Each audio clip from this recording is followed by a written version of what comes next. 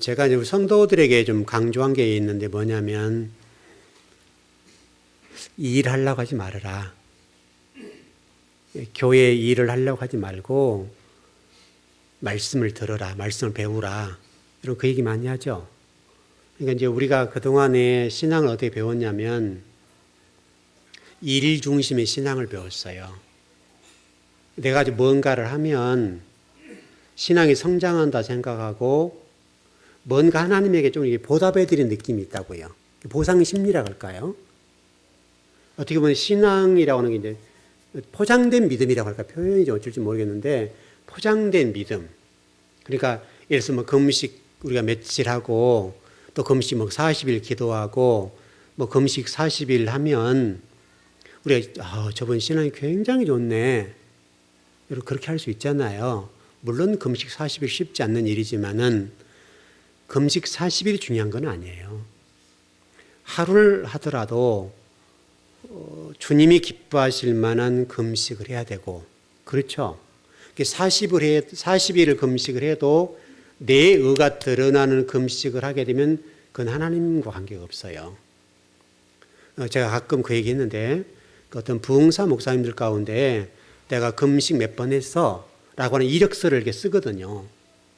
그래서 불의 종 해가지고 이게 딱 그 자기의 경력을 쫙 써나가는데 금식 40일 몇 번, 여기에 타이틀로 붙어요. 그러면 성도들이 야, 저분 능력이 대단하시겠네? 이렇게 한다고요. 그러니까 이 금식의 목적이 하나님을 알아가고 내가 죽는 거잖아요. 여러분, 금식하면 내가 죽는 거죠. 그걸 체험하는 거잖아요. 내가 죽고. 여러분, 어떤 응답을 받는 것도 중요한 문제지만 주로 우리가 금식하는 목적은 응답받기 위해서 하잖아요, 우리가. 하나님한테 표현이 좀 거칠게 하자면 때를 쓰잖아요. 애들이, 여러분 생각을 해보자고요. 아이들이 뭐 원하는 걸 안 사주면, 부모가 안 사주면 어떻게 해요? 때를 쓰고 뒹굴잖아요. 좀 내용은 다른 거지만은 그런 이유가 될 수도 있다는 거예요. 금식이 나쁘다는 말이 아니라 우리 주님도 금식을 하셨으니까 금식이 좋은 건데 금식의 목적은 하나님의 뜻을 이루는 거예요. 여기에 초점이 있어야 된다고요. 그러니까 내 뭔가를 이루기 위한 목적은 내 것이죠. 그러니까 하나님의 나라와 하나님을 위한 금식이 아니라 내 소원을 이루기 위해서 하나님 앞에 때를 쓰는 문제. 좀 표현이 그런데 하나님 앞에 기도를 드려서 이건 쟁취해내는 거죠. 그러니까 아이들이 이 마트 같은 뭐 이런 백화점 같은 가서 뭐 사고 싶은 부모 안 사주면 때를 쓰는 것 같지, 마치. 그러면 아무것도 안 먹어. 이렇게 하잖아, 우리가. 그런 식이 될 수가 있다고요. 이게 금식을 좀 여러분 이야기해 나쁜 표현이 아니라 우리가 금식하는 목적이 나 중심의 금식이 많았다는 거지, 우리가 지금까지는. 그래서 금식도 필요하면 해야죠, 여러분. 하면 좋습니다. 그러나 그 금식이 내 어떤 소원을 이루고 내 뭔가를 이루기 위한 목적이 된다고 한다면 그것은 성경적이진 않다는 거죠. 그러니까 우리가 기도를 해도 그렇고 금식에도 그렇고 하나님 나라를 위해 섬기는 것도 그렇고 그동안에 우리가 믿음이라는 것에 이 행위적인 것들이요. 그러니까 어떤 헌신하고 충성하고 이런 것들이 믿음에 포장된 믿음 속에 어떤 불의에 속할 수가 있는 거예요. 그러니까 여러분들이 열심히 헌신하고 충성을 해야 되겠는데 내 의를 드러내고 내 열심을 드러내기 위한 헌신 말고요. 정말 우리 마음속에서 오늘 여러분 보세요. 오늘 그 순조롭게 모든 걸 만나잖아요. 만나는 과정들이 하나님이 착착착 순조롭게 그냥 이루어지잖아요. 이렇게 물을 좀 달라가면 낙타에서 물 마시게 하면 그 사람들이 마누라다 이렇게 지금 얘기를 하고 있는 거잖아요. 그러니까 우리가 하나님의 일을 할 때에 일 중심의 신앙생활을 하게 되면 마치 우리가 이 일을 하고 있기 때문에 살아있는 느낌을 가질 수가 있으나 그러나 어떻게 보면 그것도 포장된 믿음이 될 수가 있는 거예요. 여러분들이 일 중심의 신앙생활보다는 하나님을 알아가는 일이 중요해요. 하나님을 알게 되면 자연스럽게 헌신이 되고 충성이 되는데 그게 정말 기뻐서 하는 거예요. 그러니까 헌신이라고 하는 것들도 그냥 내 자의적인 이런 것에 의해서 일을 하면 왠지 기쁘지가 않아요. 한 가지를 하더라도 기쁘고 행복하고 그냥 주님을 위해서 내가 헌신할 수 있다는 자체가 너무 좋고 내가 오늘 이 헌신을 내가 죽어도 너무너무 좋은 거예요. 그 헌신이 돼야지 내가 어떤 일이 목적에 대해서 헌신하고 충성하게 되면 내가 하나님 충성스럽게 일을 하고 있는 것 느낌은 들 수 있을지 몰라도 하나님과는 무관할 수가 있어요. 그래서 여러분들이 일 중심의 신앙생활을 하시는 것은 옳지 않아요. 그래서 제가 이렇게 말씀드린 적이 있어요. 일을 나가지 말고 말씀 듣고 배워요. 그럼 언젠가는 마음속에서 일할 때가 와요. 그러면 그 일할 때가 되면 정말 하나님의 은혜에 감사하고 말씀에 감사해서 그냥 일하는 게 기쁘고 그냥 뭐 죽도록 충성할 수가 있는 거예요. 그거예요. 그 상태까지는 내가 참아줘야 돼요. 일이 목적이 되면 안 된다고요. 그러니까 지금 여러분 애굽의 삶과 광야의 삶과 가나안의 삶을 달라요. 신앙생활의 유형이 달라요. 애굽의 신앙생활은 내가 뭔가를 이루려고 해요. 하나님 앞에 내가 뭔가 이렇게 이루어내려고 자꾸. 내가 드러나서 내가 뭔가를 해야 되는 거예요. 그래서 여러분 애굽의 술사들, 술객들이 만들어내잖아요. 모세가 이 아론을 통해서 했던 지팡이 사건 이런 것들을 이루어서 지팡이가 뱀이 되게 만드는 것도 여러분 애굽 술사들이 하잖아요. 하는 것처럼 그게 애굽의 신앙이에요. 애굽의 신앙에는 어떻게 보면 하나님과 전혀 관계가 없을 수가 있어요. 하나님을 섬기는데 실질적으로 거의 초보적인 신앙일 수가 있다고요. 그러니까 자꾸 뭔가 하고 있는 것 같은데 실질적으로 하나님 무관해요. 나는 너를 몰라 이렇게 되는 상태라고요. 여러분 마태복음 7장에 나와 있는 말씀과 같이 정말 선지자 노릇하고 권능을 행하고 귀신을 쫓아내고 일을 했어요. 그 모습이잖아요. 일을 열심히 한 것 같은데 실질적으로는 주님 보시면 나는 걸 모르는데 이렇게 된다고요. 여러분 사도 바울이 다메섹 도상에서 깨어지기 전에 주님을 만나기 전에 상태를 보세요.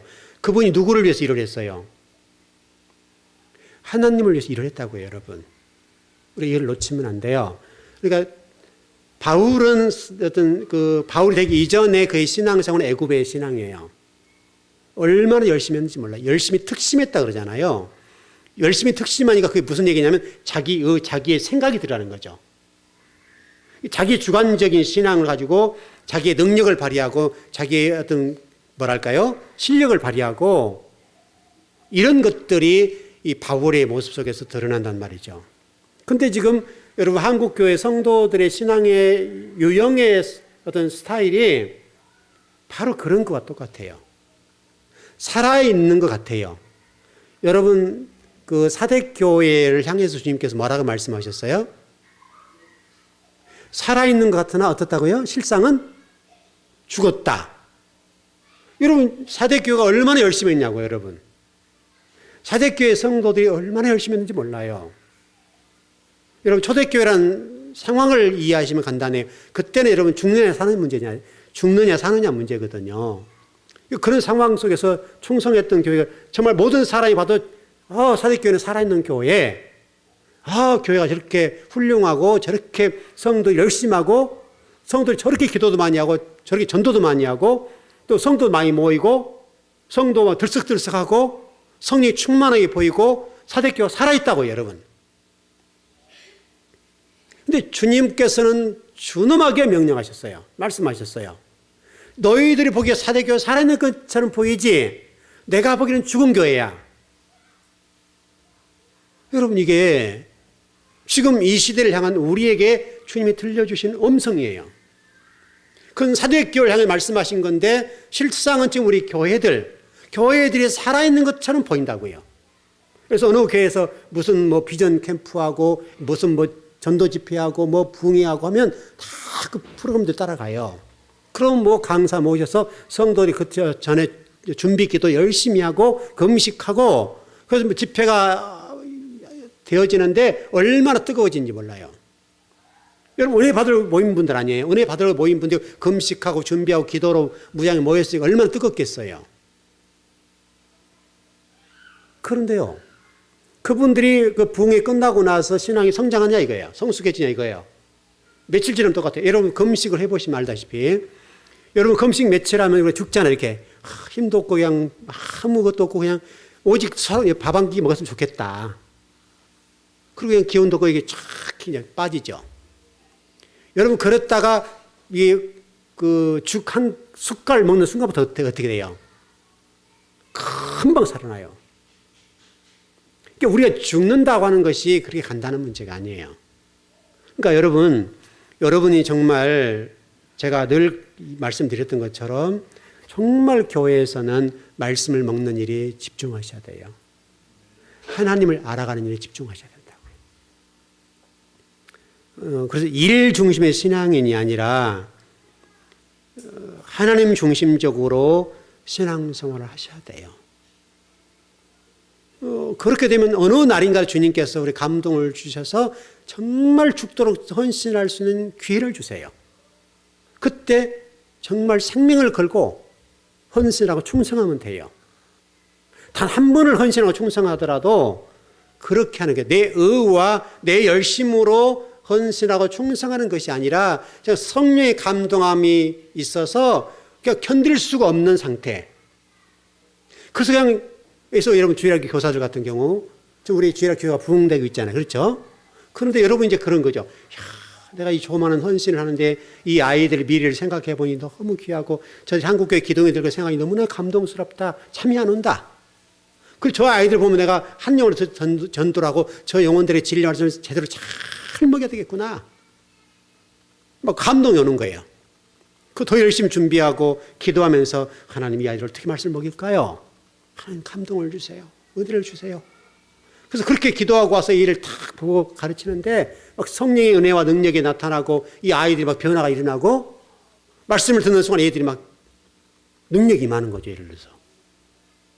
그리고 그들의 입에서 말씀이 나오고 전도해야 되겠다. 근데 선생님 다음 주에 내가 친구 데리고 올게요. 이렇게 막 자연스럽게 친구 데려라 말하지 않는데 불구하고 말씀을 저는 막 가르치고 뜨겁게 가르치고 정말 사랑하고 기도 가르치는데 이 아이들의 변화가 일어나서 선생님 저 다음 주에 내가 어느 친구 기도하고요. 그 친구 전도에 데려올게요. 이런 일이 막 일어나야 된다고요. 이건 굉장히 큰 일이에요. 큰 일. 여러분이 그렇게 일을 하고 그렇게 헌신하고 충성하면 이 아이들 감동이 되어서요. 친구들이 엄청나게 전도할 수 있어요. 선생님들이 좀 뜨거워져 버리면 얘들 감당할 수 없어요. 제가 물론 지금하고 좀 상황이 다릅니다만은 제가 20대 중반 때 군대에서 제대가 뜨겁잖아요. 제가 그때 뜨겁게 나왔으니까 주일학교에 총무를 하는데요. 그때만 해도 저도 젊을 때고 이제 공차기 좋아했던 사람이니까 축구공 하나 들고 제가 저희 고향의 중앙초등학교 지금 초등학교죠. 그 군내 제일 큰 초등학교인데요. 운동장에서 굉장히 크지만은 제가 나가요. 나가 이제 전도지 들고 그때는 사형리죠, 여러분. 그때는 사형리가 최고였으니까 사형리 들고 나가 전도하고 얘들하고 공차하고 막 그랬는데요. 한 3개월, 6개월 하니까요. 얘들이요 교회 감당을 못 해버려요. 한 60명 이상이 결신을 했어요. 결신. 그게 이름 적어서 그런 애가 아니라 정확하게 제가 애들 아침에 일찍 나와가지고 저는 아침 일찍 나가요. 총무이니까 일찍 나가겠잖아요. 나가서 애들 집을 방문해요. 다 전화번호 따고 애들 그날 토요일 날 어떤 공차고 교회까지 데려가다 기도하고 그 집 아이들 한 명을 데려가는 거예요. 다 이름 체크하고 전화번호 체크하고 다 체크를 한 거예요. 그리고 그 집에 아침에 가서 전화를 다 드리고 찾아가서 부모 만나 뵙고 아이 교회 데리고 가겠다고. 그렇게 막 해서 전도를 하는데 한 3개월 정도 되니까 60명 정도 전도가 되더라고요. 교회 선생님들이 감당을 못 해요. 그래서 제가 일단 아침에 나가서 무조건 애들 데려가고 애들 몇 주 데려가서 담임 선생님들에게 이제 반이 있으니까 반 나눠주면서 이렇게 찢어주는 거죠. 이런 얼마나 재밌겠어요. 한 3개월에 한 60명씩 전도가 되니까요. 교회가 막 들썩들썩해요. 막 제가 막 뜨거워서 전도를 하니까 애들이 막 전도가 돼서 막 난리가 나는 거예요. 그렇게 된다고요. 그러니까 누군가 우리 교사 선생님들 가운데 이렇게 미쳐버리고 영적 뜨거워져 버리면 여러분 주일하고 지금 아무리 안 된다 하더라도요. 결국 지금 어른 전도보다는 아이들 전도 훨씬 쉽잖아요. 10배 노력보다는 아이들 한 배만 하면 되거든요. 그러면 이 아이들 전도시키면 이 아이들 성장하면 한국교회 미래가 밝아질 거 아니에요. 그렇죠? 그러니까 여러분 정말 그 교사라는 직분을 통해서 그 뜨겁게 헌신하고 충성하고 정말 기쁨과 즐거움과 성령의 그 내주하심과 역사하심이 여러분 안에 딱 거하시면서 여러분을 뜨겁게 여러분을 운행하신다고요. 역사해 주신다고요. 그럼 이 아이들을 가르쳐 막 뜨거운 불이 나가니까 이 아이 감당을 못하는 거예요. 이 아이들이. 그러면 이 아이들 속에 그들의 변화가 일어나고 뜨거워지고 그들도 성령의 충만함이 임하고 말씀이 임하고 그러면 그 아이들이 자연스럽게 성령의 뜨거움이 있으니까 막 전도가 일어나는 거죠. 여러분 몇 명 전도하기 어렵지 전도하기 시작하면 그 아이들이 한 명이 두 명 전도 한 명이 있다 합시다. 이 아이가 또 한 명을 해요. 막 이렇게 계속 가지를 치니까 금방 돼버리는 거예요. 여러분 정말 이렇게 하면요. 결국 지금 한국교회가 회복되려고 하면 주일학교부터 시작돼야 되니까 다시. 주일학교는 다 죽었으니까 미래가 없는 건데 그래서 주일학교가 살려고 하면 한국에 살려면 주일학교 선생님들이 주일학교 아이를 잘 가르쳐 보면요. 어마어마한 일들이 일어날 수 있어요. 어마어마한 일들이. 그래서 여러분 지금 주일학교 그 교사로 계신 분들이 내가 하는 일이 별것 아니다 할지 모르는데 그렇지 않아요. 정말 여러분이 진리 말씀을 가지고 뜨거워져서 감당할 수 없는 그 뜨거움 가지고 얘들 기도하고 와서 한 영을 보라고 해요. 저 아이가 앞으로 1000명을 전도할지 100명을 전도할지 10,000명을 전도할지 모르는 아이다라고 생각하고 저 아이를 위해서 기도하고 품고 기도하고 말씀을 가르쳐 보시라고요. 어떻게 이 영혼에서 뜨거움이 안 나가겠어요? 감당할 수 없는 뜨거움이 나가죠. 그럼 그 아이들은 영적으로 금방 느껴요. 우리보다 훨씬 순수하기 때문에 그 성령의 뜨거움을 금방 체험한다고요. 그럼 저 아이들이 입을 벌려서 복음을 전하고요. 여러분이 그 아이들만 살려놓으면 그 아이들이 뜨거워서 나가서 전도하는데 감당할 수 없어요. 그러니까 내 노력으로 어떤 교사의 일을 하는 것과 또 교회를 다 똑같아요. 정말 성령의 뜨거움과 진리가 여러분을 사로잡아서 정말 성령의 이끌림 받아서 여러분이 그 주님이 시키는 대로 일을 하고 말하는 대로 전하고 그러면요. 엄청난 사건이 일어나는 거예요. 그게 신앙생활이에요. 그렇게 헌신할 때가 올 거라고요. 또 여러분 하고 계신 분도 계시는데 그 전까지 그런 뜨거움이 오기 전까지는 여러분 말씀을 부지런하게 배우고 열심히 기도하시고 말씀 되새김질하시고 그러면 돼요. 그럼 오늘같이 이게 순족한 만남들과 순족하게 성령의 이끌림 받아서 일이 이루어지는 일들이 자연스럽게 이루어져요. 자연스럽게. 지금 우리 한국 교회 신앙생활이 이런 측면이 상당히 여러분 부족해요. 우리 의가 너무너무 드러나요. 주님과 전혀 관계없는 일들을 너무너무 많이 하고 있어요. 전혀 아버지는 우리를 보시고 헌신하고 충성하는 범을 보고 전혀 이게 관심 없을 수가 있다고요.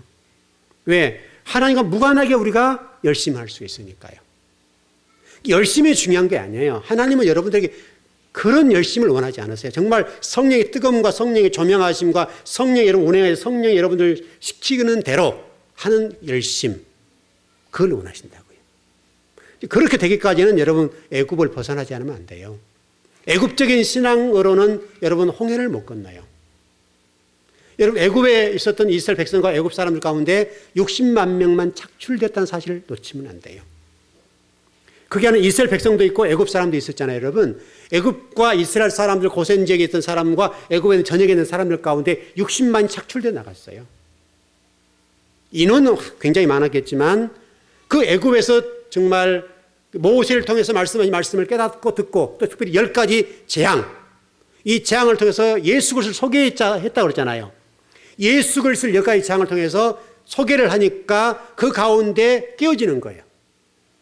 그리고 어떤 사람들은 그럼에도 불구하고 안 깨져요. 예수님에 대해 받아들이지 않아요. 마지막에 장자 죽음, 그 예수 그리스도의 십자가의 죽으심이라는 이 피해 사건을 보여주잖아요. 6월절 사건이잖아요, 그게요.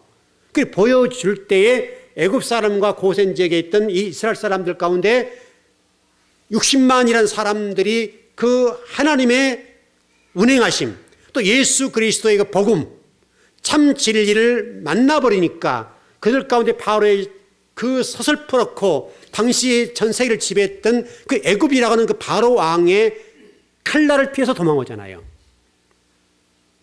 여러분 눈에 보이는 것은 애굽의 칼날이 더 무섭잖아요.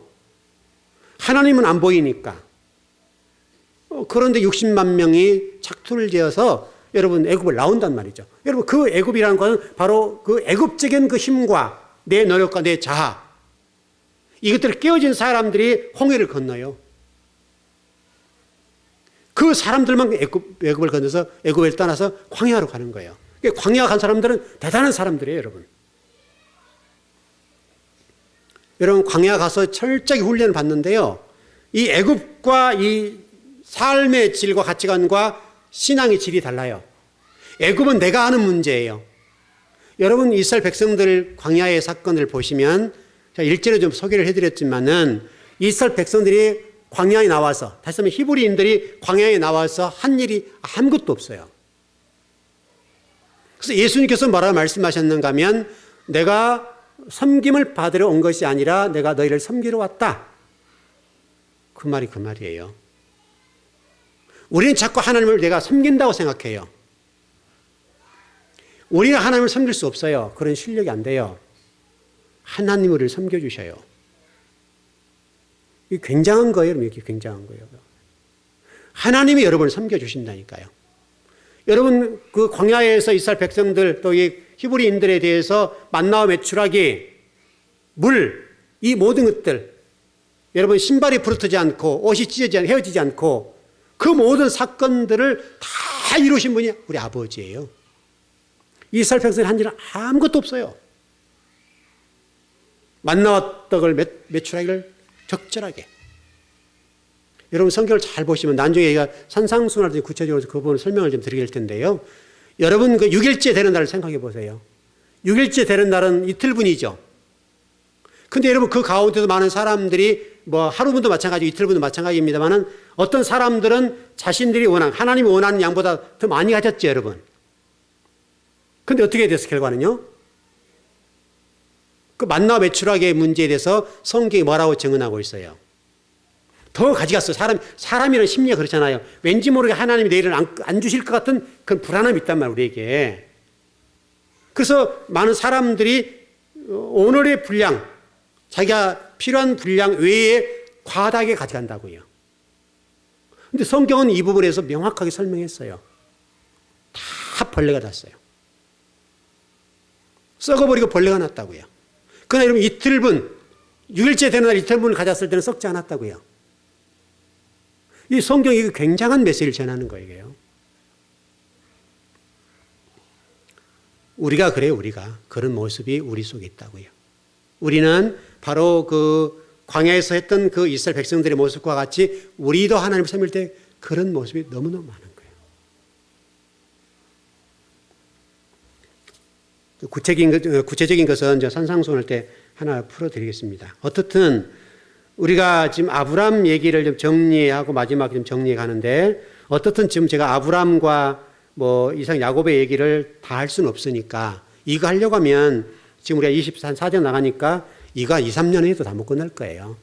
하나 들어가면 다 못 끝나니까 그렇게 할 수 없어서 그래서 내년에 우리 창세기 1장부터 쭉 나가는 부분을 큰 틀을 깊이 들어가서 가르치고 산상수훈으로 지금 이렇게 하려고 그러는데 그 말씀을 배우면서 이거 다 풀어지겠죠. 다 풀어지겠지만 일단 여러분이 주목해야 될 것은 지금 이 배운 말씀들이 나중에 창세기를 풀어가는 데 있어서는 굉장한 소스가 돼요.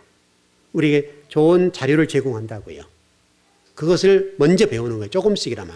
근데 여러분 이걸 놓치면 절대 이 아브람, 이삭, 야곱의 이 삶의 여정에 대해서는 굉장히 중요한 거예요. 그래서 여러분 지금 제가 아브람만 가지고 얼마나 오래 합니까? 굉장히 오래. 지금 제가 준비해 놓은 대로 하려고 하면 끝이 없어요. 아브람만 해도. 지금만 해도. 끝이 없을 정도로 아브람을 가르칠 수가 있어요. 왜냐하면 이게 다 우리 신앙과 굉장히 깊은 관련이 있어요. 실제로 아브람 얘기만 다 하면 신앙의 모든 건 다 마스터가 돼요.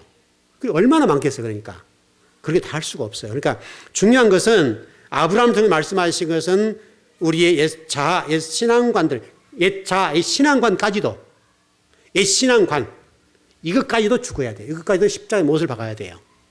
우리 안에는 나름대로 개인적으로 여러분들 다 신앙관들이 다 달라요. 똑같은 한 분 하나님을 섬기는데 신앙관이 다 달라요. 말씀을 어떻게 먹었냐에 따라서 정말 질적인 성숙이 있는 성도도 있고 아니면 과거 애굽적인 신앙생활로 여전히 가는 성도들이 너무너무 많은 거예요, 지금. 그러니까 여러분 구약 성경을 보더라도 그 많은 성도들 가운데 극히 일부만 하나님의 쓰임받는 사람이 되었고 가나안 땅에 들어갔다는 것을 놓쳐버리면 안 돼요, 우리가. 극히 일부예요, 극히 일부. 여러분 광야에 나온 사람들을 제외하고 애굽에서 나왔던 사람들 두 사람밖에 안 들어갔다는 사실은요, 우리 주목해 볼 부분이에요. 그러니까 지금 한국교회에 수많은 성도가 있지만은 정말 이 출애굽 여정으로 우리 정리를 해봤을 때는 이게 쉽지 않는 거라고요. 쉽지 않아요. 어떻게 보면 심각한 얘기일 수 있고요. 그러니까 말씀을 잘못 배우거나 잘못된 신앙관으로 배워버리면 나는 열심히 신앙생활을 했다고 생각하는데 정말 주님 앞에 섰을 때는 주님께서 우리를 모른다 할 수 있단 말이죠. 이게 얼마나 큰 문제입니까, 여러분? 그때 여러분들이 땅을 치고 후회한다고 해서 그게 해결되겠냐고요. 그때는 회개할 수 있는 기회가 없어요. 주님 앞에 섰을 때는 어떻게 우리가 회개해야 할 기회가 없잖아요.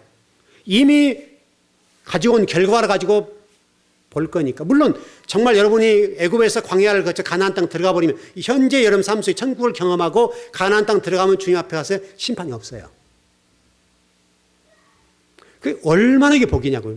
정말 우리가 그런 정도의 수준에 이르는 신앙생활을 할 수만 있다면 여러분과 제가 정말 광야를 통과하고 가나안 땅에 들어갈 수 있는 정도의 신앙생활을 우리가 준비하고 알고 할 수만 있다면 심판이 없다니까요. 그래 이게 얼마나 천지차이냐고요. 그러나 어떤 사람들에게는 그날 심판의 대상이 되어서 슬피 울며 이를 갈미 있을 거라고요. 성경이. 여러분 성경이 설명하잖아요. 슬피 울며 이를 갈 것이다. 그러잖아요. 성경이. 그런 성도 한둘이겠습니까, 여러분? 적어도 애굽에 나왔던 사람들 가운데 60만 명 가운데 2명 빼고 60만 명이니까 이 장난이 아니라고요. 곧 이 말은 애굽적인 사고, 애사고를 가지고는 안 된다는 거예요. 애굽적인 사고를 가지고는 광야를 통과를 못해요. 들어갈 수가 없어. 홍해를 건널 수가 없어요. 홍해를 세례니까 세리라고 하는 자체가 죽음이잖아요. 홍해 자체가 죽음이잖아요. 왜냐하면 이 6월절 사건을 통과한 사람들만이 홍해를 건널 수가 있잖아요, 여러분.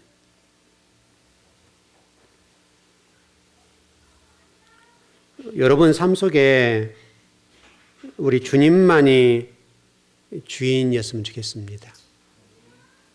여러분의 수고, 여러분의 헌신 귀한 것이지만은 만일에 우리가 어떤 내 죄를 상쇄하기 위해서 내 죄를 좀 누그러뜨리기 위해서 우리가 신앙생활을 하고 있다고 한다면 출발이 잘못된 거예요. 잘못 배웠기 때문에 그래요. 전번에 누차 말씀드렸던 대로 죄라고 하는 것들은 여러분이 생각하는 그런 것들은 죄가 아니에요. 자범죄일 뿐이에요. 자범죄. 절대적인 죄가 있고 자범적인 죄가 있는데요. 이 절대적인 죄의 문제 해결되면 문제를 끝나는 거예요. 바로 예수 그리스도와 관련된 하나님을 알아가는 것. 이 문제가 가장 중요해요. 이 죄, 하나님을 알지 못하는 게 죄라 그랬죠. 무지. 하나님을 알지 못하는 게 죄라고 하는 것을 여러분 잘 아셔야 돼요. 이 문제만 해결되면 여러분들은 죄 문제 해결되겠죠. 하나님을 아는 말씀을 배우면 여러분들이 죄 문제가 풀어지지 않겠어요? 그렇죠? 하나님 모르는 게 죄라 그랬으니까. 여러분 그래야 맞아요. 왜? 여러분 생각에 그렇게 배우면서 생각할 거예요.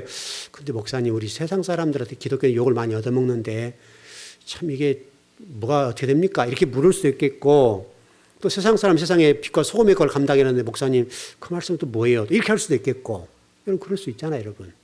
왠지 모르게 지금 이렇게 말씀을 배우면서 여러분 속에 이렇게 그러기는 그런 것 같은데 이건 또 아닌 부분도 있는데 이런 생각이 들 거라고요. 이 세상적인 잣대로 여러분을 평가하고 죄를 평가한다면요. 그 기준이 뭐겠어요? 기준이 공정하지 않죠? 기준이 어떤 사람이 이런 잣대를 대고 어떤 사람은 이렇게 잣대를 댈 수 있으니까 맞지 않는 거죠. 그것은 어떻게 보면 주변적인 것이고 그것 가지고 하나님 우리 평가하지는 않으세요. 물론 우리가 그렇게 살지 말란 말은 아니에요. 자연스럽게 우리가 하나님을 제대로 알아버리면 세상에서 빛과 소금의 역할을 감당할 거예요. 그 세상 사람들에게 여러분의 영향력을 끼칠 수 있을 거예요. 거기가 가야 돼요. 가야 되지만 꼭 엄밀하게 따졌을 때에 꼭 그것이 여러분들을 지옥을 끌고 가지 않는다고요. 그건 주변적일 수가 있어요. 여러분, 우리 지금 이렇게 모인 분들 가운데 여러분 도덕과 윤리적인 잣대는 다 다를 거 아니에요. 그렇죠? 예를 들면 여러분 다른 나라 결혼 문화를 대보면 어떤 나라는 일부 다처제예요. 어떤 나라는 다처 일부제. 그 맞나요? 일부 다처 아니 일처 다부제. 말이 맞죠? 일처 다부제. 이게 부인 한 명에 남자 여러 명. 이런 나라도 있어요. 그건 그 나라의 문화예요. 그러니까 하나님 보실 때 그 문제는 그렇게 다르다고요. 왜냐하면 그 나라에서는 통용되죠. 왜냐하면 한 여자의 남편이 5명이 될 수 있다니까요. 어떤 나라는 한 남자의 부인이 6명, 7명이 될 수 있어요. 이거는 우리가 생각하기에는 굉장히 큰 문제고 우리 한국적인 문화에서는 그게 굉장한 문제지만 어떤 나라는 그게 아무 문제가 안 돼요. 능력을 가지고 있는 사람으로 인정된다고요. 그렇기 때문에 그 나라별로 다르기 때문에 하나님은 나라마다 평가를 그렇게 하냐고 그러지 않는다 이 말이죠. 물론 그것이 우리에게 인생에서 중요한 문제지만은 가장 중요한 것은 여러분 하나님을 모르는 것이 죄라는 것을 잊어버리면 안 돼요. 그것이 가장 큰 죄고 여러분이 그러니까 신앙생활하면서 우리가 한 가지 깨달을 게 뭐냐면 여러분이 죄라고 하는 것들을 하나님을 모르는 게 죄라고 하는 인식을 갖는 게 굉장히 중요한 그 개념을 정리하기 중요한 것이 왜냐하면 우리는 자꾸 내가 뭔가 보니까 내가 깨끗이 않아요. 왠지 모르게 끄름치고 왠지 모르게 말씀을 듣는데도 불구하고 내가 뭔지 모르게 세상 사람과 비해서 별로 다른 것 같지 않단 말이에요 우리가. 그러니까 내가 죄인처럼 느껴지는 거예요 자꾸. 왠지 모르게 나에게 뭔가 이렇게 무거운 짐이 있다고요. 우리 그런 거 있잖아요. 여러분 그런 것으로 좀 자유하세요. 그 문제 때문에 여러분들이 헌신하고 충성할 일들은 아니라고. 그러니까 많은 성도들 가운데 그 문제 때문에 충성할 수가 있어요. 그러니까 하나님은 그런 충성을 원하지 않는다고요. 여러분 무슨 말씀 아시겠죠?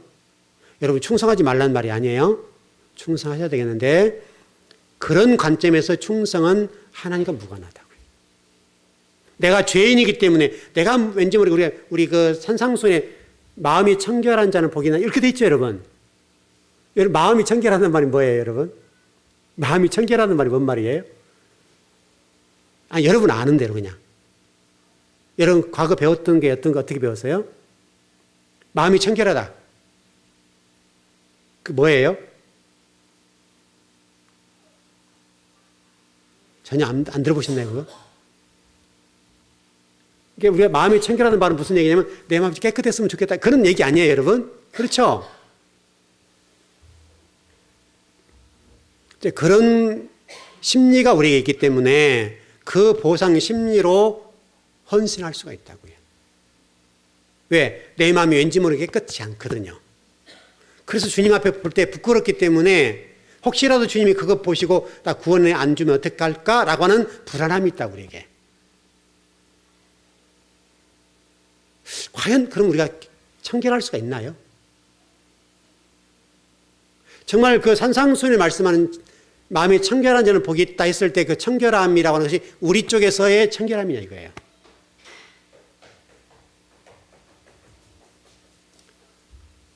저도 좀 정리를 해보면서 저도 놀라는 것이 그 심령이 가난한 자부터 시작해서 쭉 좀 나가는데 한 말씀도 우리와 해당이 안 돼요. 우리 그동안에 우리 쪽에 있잖아요. 내가 마음이 이래야 되고 내가 이래야 되고 이래야 되고 이렇게 마음이 뭐 온유해야 되고 내가 뭐 마음이 청결해야 되고 내가 뭐 의에 줄이고 목마르야 되고 내가 이쪽이 내 쪽이라고요. 근데 이 모든 말씀은요 우리와 전혀 상관이 없어요. 다 주님과 관련되어 있다고. 다 주님과. 모든 것들이 주님과 관련되어 있다고요.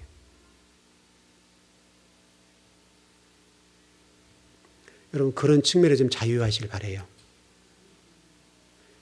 주님이 우리의 청결이세요. 여러분 나중에 이제 공부를 해보면 야 이런 거 있구나. 저도 이제 깜짝깜짝 놀래요. 원문을 쫙 풀어나가는데 저도 그 말을 풀어나가면서 제가 깜짝깜짝 놀라게 너무너무 많아요. 진짜로 저도 많이 놀랐어요. 저도 여러분 그런 데 설교했겠어요? 안 했겠어요? 했겠죠. 근데 과거에 가르쳤던 그것들이 얼마나 부끄러운지 몰라요. 공부를 하면서. 깊이 들어서 보면서 야 그때 참 엉터리로 가르쳤구나. 완전히 사기쳤구나. 이 생각이 들어요. 진짜 이게 잘못 가르쳤고 잘못 사기쳤구나. 전혀 엉뚱하게 가르쳤구나. 제가 정말 공부를 열심히 한 사람이잖아요. 그렇게 사기치지 않았지만 그래도 현재 보는 관점에 보면 그렇다고요. 현재 제가 풀어보고 여러 번 관점에서 제 과거 설계를 보니까 야, 참 잘못 가르쳤네. 그 생각이 많이 들어요. 그게 우리예요. 하나님은 여러분들을 말씀을 가르칠 때 똑같지만 제가 여러분 말씀을 열고 쫙 나가지 않잖아요. 나갈 수가 없어요. 여러분이 못 따라와줘요. 이게 다 소화가 돼야 따라 나갈 수가 있어요. 그러니까 소화될 때까지 제가 기다려주는 거예요.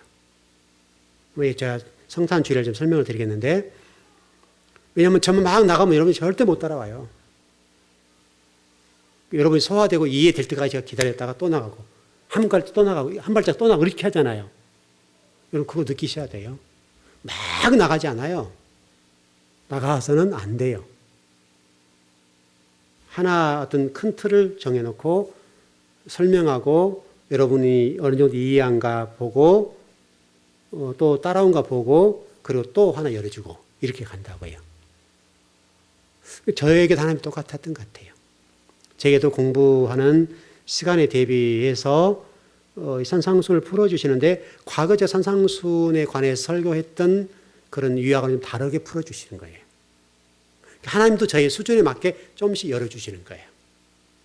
그래 맞겠죠? 하나님이 저의 수준에 맞게 또 열어주시는 거죠.